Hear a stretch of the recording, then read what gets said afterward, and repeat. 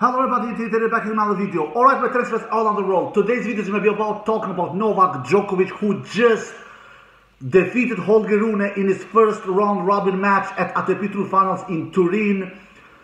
And with that win, we all know what that means. That means that Novak Djokovic now has secured his year-end #1 in his career for the 8th time. And just extending that already record he had. He had the record with 7 times ending the year as #1. Now he's just extending his own record for the 8th time. He will finish the year as world #1.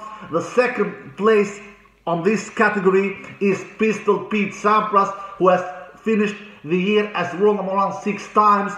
Novak, he's getting better than Pistol Pete Sampras with 2 more years. Not 1, with 2 more years. And if you look at Novak's biggest street rivals during his career, Nadal and Federer, both of those 2 legends have finished the year as world #1s 5 times each. Djokovic, he's extending the record. Djokovic is extending record after record. A couple of weeks ago, he extended his own record in winning most Master 1000 titles with 40th Master 1000 title when he won Paris Masters a couple of weeks ago. Now he will finish the year as the world #1 for the 8th time. He's extending his own record, and if that was not enough, he will also clinch historical 400 in weeks as world #1. Of course, something that has never happened before, female or male. Djokovic will be on the 400 plus weeks as world #1 with this victory over Rune. And to be quite honest, my tennis fans all on the road, this is my personal opinion. I feel this is a relief for tennis that Djokovic is finishing the year as the world #1 2023. And I'm going to tell you why. Because before the Paris Masters, this was not a locked-in thing that Djokovic will finish the year as the world #1. No, it was 1,000 points for grabs at Paris Masters, and it was 1,500 points for grabs here in ATP Tour Finals in Turin. We all know that if you win all the matches in Turin, all 5 matches, you will get 1,500 points. Anyway, my point is that before the Masters 1000 tournament in Paris, this was not a short thing that Djokovic will finish the year as world #1, because he had Alcaraz as his biggest threat of doing that.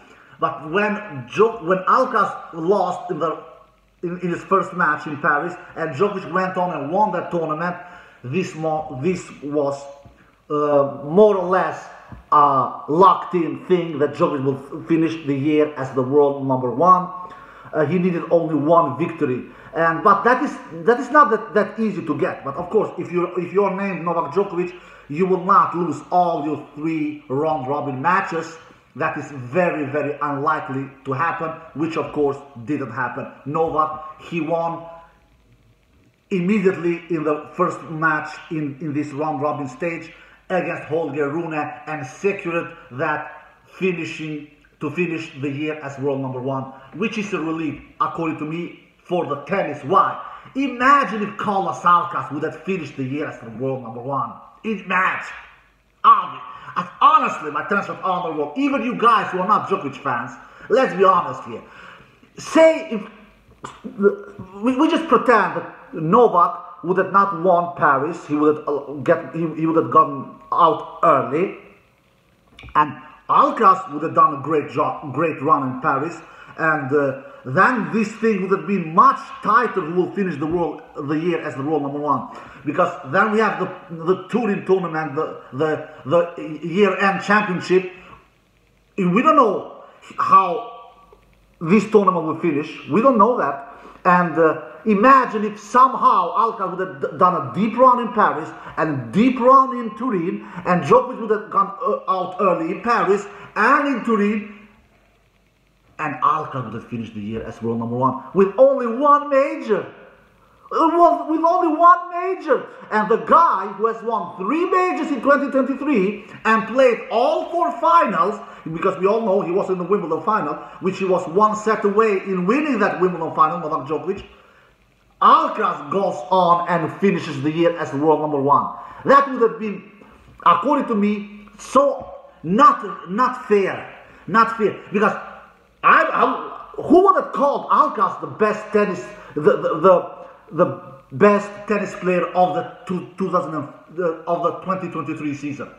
I would not have called him the best tennis player of that 2023 season. I would have called him, even though that he would have been the year-end world number 1. But I would not have called him. It would have sounded so crazy. It would have been so ridiculous. A guy wins only 1 major in the 2023 season, and the other guy wins 3 majors in the 2023 season, and the guy who wins 1 major, he goes on and finishes the year as the world number 1. That would have been so crazy, so ridiculous, according to me. So this was really, really great for tennis, that the guy who has won 3 freaking Grand Slam titles in the 2023 season and played all the 4 finals, because he was in the Wimbledon final as well, that is just fair that he finishes the year as the world number 1. So this was great for tennis. No matter if you're a Djokovic fan or not, this was great for tennis. And you could see that after the match, Djokovic was so relieved. He was not taking this year-end world number 1 for granted. He didn't take this for granted. And he said that I was a little tense. I had some emotional during the match and before the match, obviously because I had the chance to clinch that year-end world number 1. And finally I did it. So everything I win after this is only a bonus. So he knows that to win this tournament, it will not be easy, because I will be honest with you, my tennis friends all over the world, this field, this is one of the strongest field in many years, to be quite honest. We have 4 former champions in Djokovic, Medvedev, Zverev, and Tsitsipas.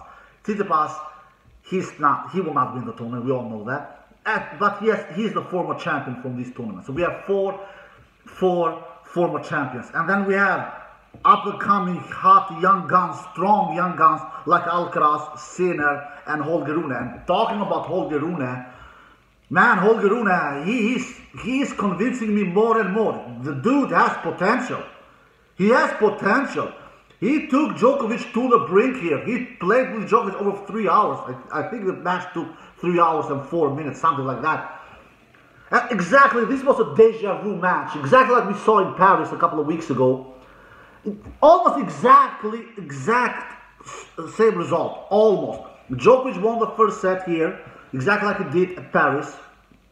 But in Paris, he won the first set 7-5. Here, he won it in 7-6 in a tiebreak, 7-4 in a tiebreak. And then in the second set, it was a tiebreak here in this round-robin match. Exactly like it was in Paris as well. And exactly like in Paris, Djokovic did his worst tiebreak of the year.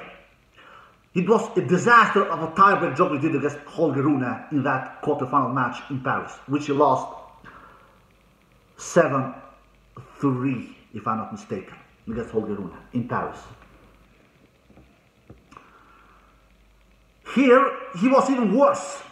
He lost the second set tiebreak Novak Djokovic 7-1. This was by far the worst tiebreak I've ever seen Djokovic perform. I thought that one I saw against Holger Rune in Paris, second set, when he lost 7-3, that was the worst tiebreak I've seen Djokovic perform, but this was even worse. 7-1. He was down love 6. Alright? But Djokovic, the beast that he is, the tennis machine that he is, the never giving up attitude that he has, the warrior mentality that he has, the fighter that he is, of course he will not give up. And then he started he came strong out of the blocks in the third set and was up a break early in the third set, was 2-love up in the third set, and had the chance to go up 3-love, but of course he was a little nervous, obviously, because this match meant a lot of the obvious reasons which I have talked about in this video already. And Holger Rune broke him back in the beginning of the third set. But Novak broke once again in the third set, and when he broke for the second time in the third set, Novak Djokovic, and for the fourth time in the entire match, Novak never looked back after that. And when he had a chance to serve out the match at 5-3, he did it with 40-love. He did it in a very convincing way. But all the credit to Holger Rune, really, because he has potential. He played really great tennis. If you look at Holger Rune's number, they are not worse than Novak's, really. They are not. He lands 61% first serve in Holger Rune. He wins 74% behind his first serve, 74%. He wins 42% behind his second serve. He does 49 winners, 29 unforced errors. Holger Rune does 20 more winners than unforced errors. And a majority of those winners came from his forehand, 22 winners from his forehand side, and of course from his serve. He did 18 serve aces, Holger Rune. So he really did a great he did a lot of aces in this match, Holger Rune. All in all, like I said, Holger Rune does 20 more winners than unforced errors. And he broke Novak's serve 3 times. 1 time in the first set, 1 time in the second set, and 1 time in the third set. And actually, he was up a break in both of the first 2 sets, Holger Rune. Both in the first set, it was a break up, but Novak came back immediately. And it was a break up in the second set as well, Holger Rune. Novak, once again, came back immediately. So, Holger Rune really... And when you count all the points, Holger Rune lost only 5 less. Holger Rune won only 5 less points than Djokovic. Djokovic won 111 points in the entire match. Holger Rune won 106 points in the entire match. So Djokovic wins 5 more points than Holger Rune. That shows how close this battle was. Djokovic himself didn't do a bad match. He did a solid match, even maybe great match. He didn't do a bad match, absolutely not. He lands 69% first serves in. That is a very high percentage of landing first percentage of first serves, 69%. He won 74% when his first serve, which is pretty good. He won 41% when his second serve. That is not what we are used to see Djokovic, but Holger Rune has great returns. So we need to credit Holger Rune's returns.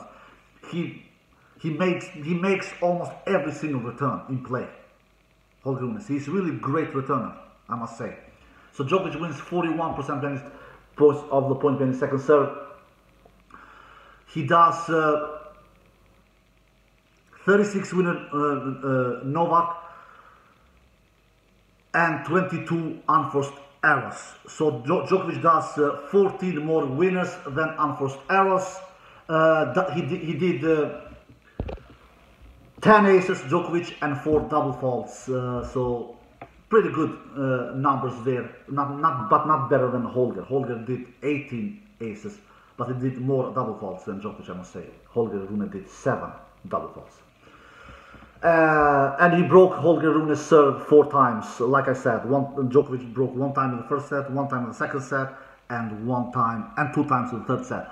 So this match was similar to the match in Paris. Djokovic won the first set here, exactly like he did in Paris, but in Paris he won 7-5, here he won 7-6.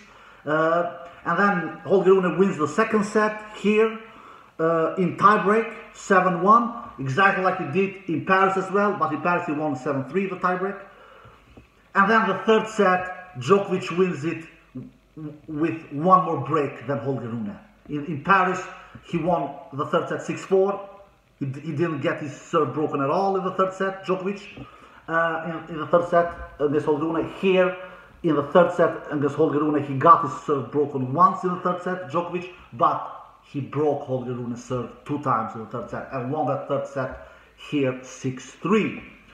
So the match was really similar to the match in Paris. So Holger Rune matches up really good against Djokovic because he's a great player. He has great ground strokes, both forehand, backhand. He moves good, has a big serve.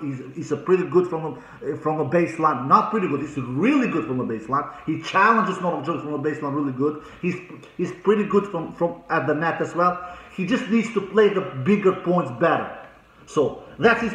Who wins the tennis matches when the matches are close? Yeah, the player who plays the bigger points better. And who does it better than Djokovic?